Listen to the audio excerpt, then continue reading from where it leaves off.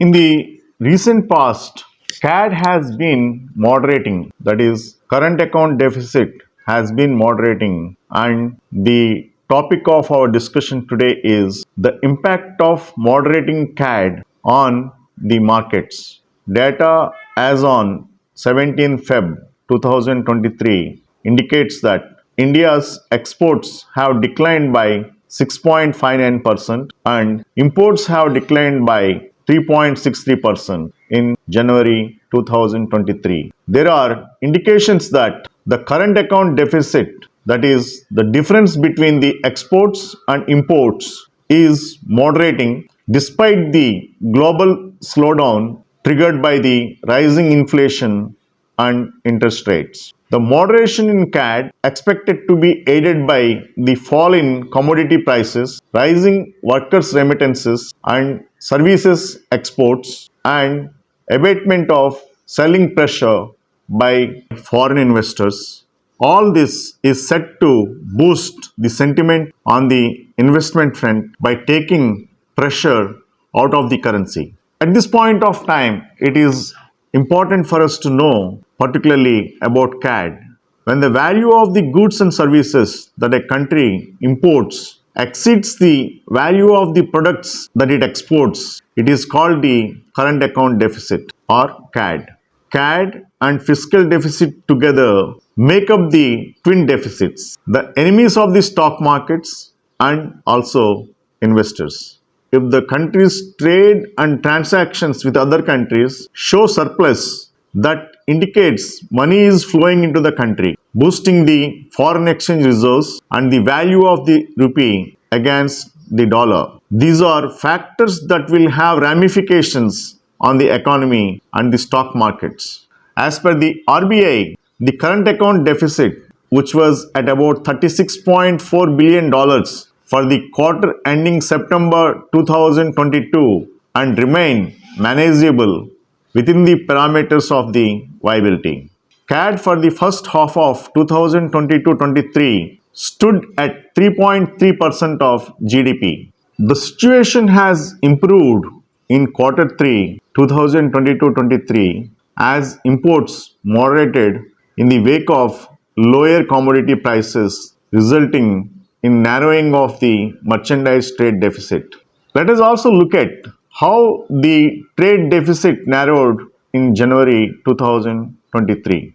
January trade deficit narrowed to $17.7 billion, led by a sharp fall in imports, while exports fell by a smaller amount. The sharp drop in imports was due to non-oil imports falling, mainly due to a price impact softening in coal prices from the mid-December, and after the 26,000 crores sell-off by foreign portfolio investors in January 2023, FPI outflows have come down to 4,400 crores in February 2023. So far, workers' remittances went up to $30 billion in April. So, the important question at this juncture is, will capital flows improve going forward? While there is a perception in the markets that capital flows could come under some pressure with China's reopening and any deviation in monetary policy expectations, inflows are expected to increase to the economy on the whole, as foreign investors are unlikely to keep away from India, which is expected to witness one of the highest growth rates among the large economies. At a time when economies of many developed markets are expected to take a hit, the RBI has projected the GDP growth rate for the next fiscal, that is FY 2024, at 6.4%, whereas the Union government in its recent budget has projected a growth rate of about 10%. And also, the current year's Union budget showed an indicated capital expenditure of rupees 10 lakh crores, that is over $120 billion. Moreover, with the rise in interest rates in India, after the RBI hiked the repo rate by 250 basis points to 6.5%. Non-resident Indian deposit remittances and FPI investment in debt are expected to rise further.